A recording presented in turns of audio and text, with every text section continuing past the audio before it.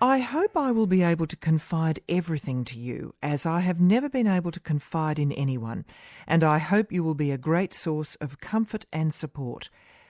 And so begins, on June the 12th, 1942, Anne Frank's diary, which remains one of the most widely read and powerful testimonies to the horrors endured by Jewish people in World War II. If the diary's author had not died of typhus in the Bergen-Belsen concentration camp in 1945, she would just have turned 80. And it's this birthday that was not to be that's been the springboard for new contemplations about the journal, which has become a classic of the Western canon. Shortly we'll cross to the Netherlands to meet an academic who's been pondering the legacy of Anne Frank in a country now grappling with raw tensions about otherness, this time particularly between Muslim and non-Muslim citizens. But first, closer to home, Dvir Abramovich is the director of the Centre for Jewish History and Culture at the University of Melbourne. He first read the diary of Anne Frank as a boy growing up in Israel. Welcome to Saturday Extra, Dvir.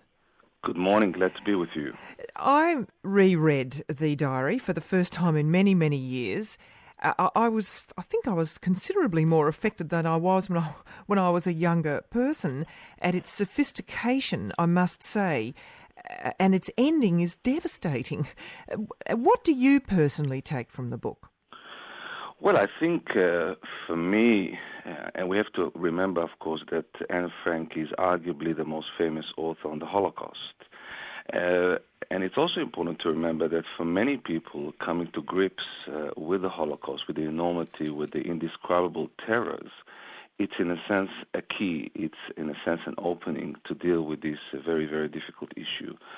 For me, when I first read the diary, I think I was about 10 or 11, I recognized the voice of someone that we can all recognize, a young girl, a teenager, who was ablaze with curiosities and ideas. And yet, when you read the diary, you also feel that you are connecting with somebody who feels the same as you, is able to, in a sense, talk about the same issues that many teenagers talk about in very difficult circumstances. I think that it's important to remember that the diary's unique appeal stems from its manifestation of innocence and frankness and precociousness, but also, of course, the tragic nature of her ultimate fate. So the idea that if you read the diary, I think it's the third entry, she mentions that she wants to divulge in writing what lies deep within her heart. So in a sense, the fact that you know that you're reading something that comes very much from the inner recesses of the soul touches every person. It's very candid. I mean, she's not a saint, and it's something very powerful. That there's a real human being there with an ebb and flow of emotion, goodness, chicanery. It's all there. But of course, it was Anne Frank's father, Otto, who prepared the diary for publication, wasn't it? Did he actually make many changes at the time? Well, as you know, this is an issue which is clouded with controversy, but really there's not much controversy. What happened was that Anne herself revised the diary. In one dramatic episode of the diary, she describes the 8 Jews listening to the radio on the 28th of March 1944 to a London broadcast by the Dutch government. And she hears the Dutch Minister of Education announce plans to collect and publish after-the-war accounts written by ordinary Dutch citizens so they can document their lives under the occupation. And he mentions in particular letters, sermons, and diaries. And she writes, "They all made a rush at my diary immediately. Just imagine how interesting it would be if I were to publish a romance of the secret annex." Now, so she, in mind, began to systematically revise and reshape the diary for publication. When her father was given the diary, he went through it and he did edit out certain sections dealing critically with him and his wife and the marriage. But in 1980, I think it was, the Dutch, I can't remember who it was exactly, but I think it was the Netherlands State Institute for War Documentation, thoroughly researched and ran forensic tests and published the full diary, along with authenticating evidence and background essays by historians. It's called the Diary of Anne Frank, the Critical Edition. And they, in a sense, refuted any claim that this was a forgery, because Or that Holocaust Otto had written it, because he had to take legal action against various people who were, former Hitler Youth members and Holocaust deniers, didn't he? Absolutely. And in fact, he went to court various times. And the controversy, I think, was also sparked because of a dispute with Meir Levin, who wrote a play. And he claimed that some of the material that was used for another play was stolen from him. But it's very clear that what we are seeing today is the full diary with all the entries. I also want to say that I think you mentioned the 80th anniversary. It's very important to note that still today, some 60 years later after the end of the Holocaust, that this diary is still a very, very powerful symbol. Yeah, well, indeed, that's what I was alerted to it by some writing about the way in which it's reaching out across cultures to various people, like young Muslims from the north of England are being taken to the Anne Frank home, and it's having a very powerful effect on people who wouldn't necessarily identify with Anne Frank at all. Of course, because she has become a symbol of the 20th century for the cause and the ultimate consequences of intolerance and prejudice. Anne Frank, if you look at the picture I'm looking at the picture of Anne Frank now, she really tugs at the heartstrings, because here is the face of a young girl who was thrust into the belly of evil. And today she's become a symbol of the witness. And I don't think that it grows any less as time goes on.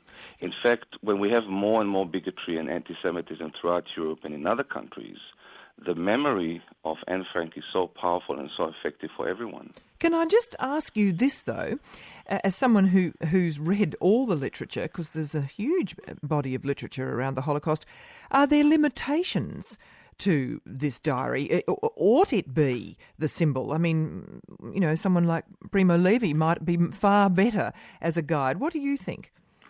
Oh, well, that's a very, very good question. And in fact, I think that one of the things that worries scholars is this idea of the sentimentalization of the Holocaust, and the idea that the merits of historical versus popularized representations. I'm not saying that Anne Frank diary is a popularization of the Holocaust, but in fact it doesn't describe, of course, the whole gamut of what happened during the Holocaust. She's in a sense presenting a very limited perspective, and for many people it's concerned that when one wants to approach or to address or to gain an understanding of the Holocaust, they turn to Anne Frank, because again, she's presenting a very limited perspective on what happened.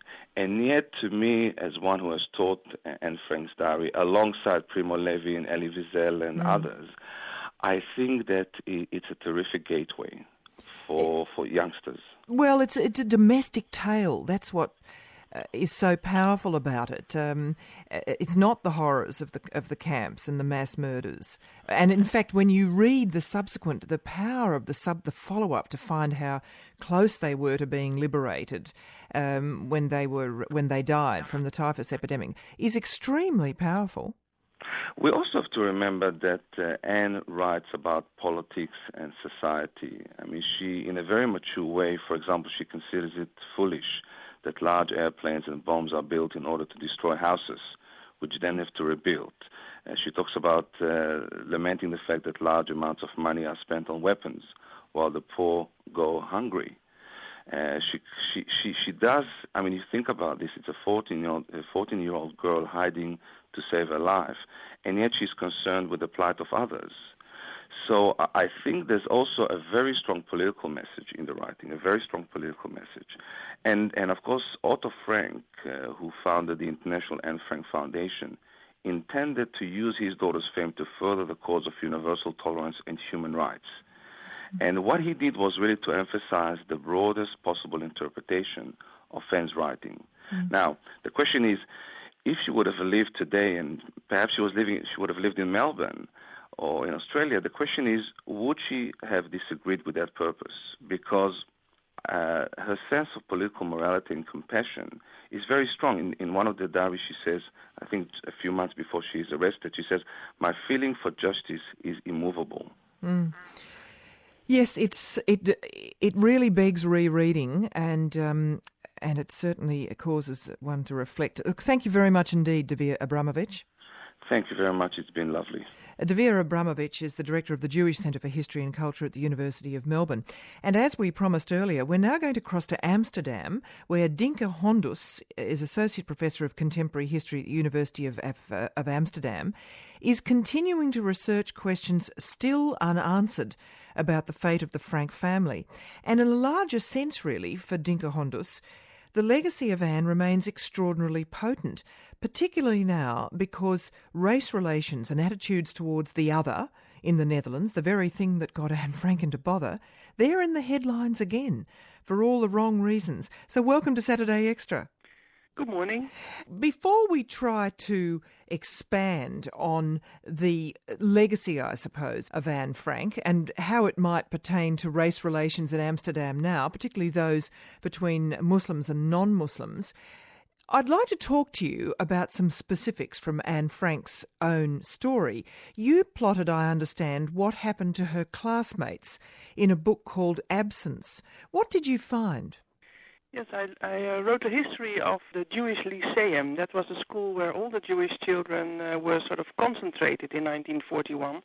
And Anne Frank was then 12 years old, and she was going to secondary school in the summer of 1941. And in that summer, all the Jewish children were concentrated in Jewish schools. And there were no Jewish schools, so school buildings were suddenly set out. The government said, well, this has now to be a Jewish school. I spoke to many classmates of Anne Frank who had survived, because we found that roughly half the children of that school had survived. And for the Netherlands, well, half were killed, but for the Netherlands, a survival rate of half of 50% roughly is a high survival rate. And so it was interesting to be able to find these people, and they had very clear memories of the class. Well, it showed me that there are so many stories still around if you take the time and take the effort to look them up. Could they remember Anne? Some of them could, yes. Some of them, well, Anne Frank has become so famous, of course, that there is also a little bit of irritation among the classmates. Why is everyone always talking about her? You know, that feeling can be found among Dutch Jews and also among the survivors of that school. But everyone is always talking about Anne Frank, and what about my brother? What about my sister? What about my nephew or me, myself? Well, I don't know if you can imagine that sort of feeling. I can. Anne Frank has become a kind of global phenomenon, very world famous, but she was also a very ordinary child, and sometimes nasty, sometimes not so nice, or there are also negative memories of her. I don't suppose you found any other diaries, did you? There are several, there's a lot of correspondence, even when the children are in the camps, they try to continue to write to each other, but real diaries, there was also a diary from Bergen-Belsen of one of the schoolmates of Anne Frank, a woman who lives now in North America. There's so much material that we are still finding. It's not over yet. We continue to find new stories. One of the teachers of the school now lives in New Zealand. One of my colleagues was in New Zealand just recently, and he made an interview with her. So some of the teachers are still alive, some of the school children are still alive, and a lot of the non-Jews who have known the Jews are still alive. And it's very possible that they live in Australia. I'm certain that in Australia there must be memories of bystanders, of non-Jews who saw something happening and who live in Australia with these memories. And that is something that I would be very interested to hear about. So if some of them may listen to your program, I would be very happy if people write down their memories of what they saw of the persecution of the Jews. Well, thank you for telling us. And if anybody comes to us, we will certainly direct them on. I wondered, did you have any people claiming they knew Anna when maybe they didn't? Did you have that phenomenon? Well, that happens sometimes. When someone is very famous, I'm sure that now with the death of Michael Jackson, some people will make all sort of claims. And Anne Frank, to a certain extent, has that same sort of, sometimes people come forward that have crazy stories, but that is not the majority of what we find. And Dinka, 50% of Jewish children in Amsterdam survived, as you said, whereas only 25% of Jewish adults did. What accounts for the difference, would you say? For children, it was a little bit easier to find a hiding place, and especially for girls, we think, because they could work in the household, and we found, but this is just a small investigation that I did. It's something that we could look in again. We think that the age and also perhaps the background of these higher educated children may account for that. You say one of the big outstanding issues in the Anne Frank story is just who betrayed the people in the annex. What are your thoughts on this? What we find so far is that the stories of betrayal are usually very close to the people in hiding. So usually it was someone that you knew a little bit, may not have been good friends, so with the case of Anne Frank and the Frank family, my feeling is that among the people who could have betrayed them, it's likely that these were people who knew people working in the office or in the warehouse, or were close to the business of Otto Frank, close to the family also. And that is, of course, a very painful thing to realize and very hard to prove also. So finding evidence for betrayal is a real problem. But I think it is important to try to do that, to still try to find out. Will we ever find out? I just assumed we knew. I didn't realise that this was still such a mystery. No, there are 4 plausible stories of who betrayed them, but it is hard, everyone is dead, to find proof of that, to find evidence. That is the problem. Let's just move it, if you wouldn't mind, and to the legacy, because that's what we've been trying to look at. Why is this story so remarkable? Race relations and attitudes to the other in the Netherlands are really constantly in the headlines these days, but certainly not for the right reasons. Would you say that there has been a real regression and a much increased suspicion of the other in the Netherlands at the moment, similar to what occurred in, sort of in effect demonising the Frank family? I think that's a very good question to compare those two. What we see in the Netherlands after the 11th of September, after the attacks, is a strong rise in anti-Muslim sentiments. And, we've had 2 political murders here, of course, but it is staggering to see how much fear and also outright aggression there is against Muslims.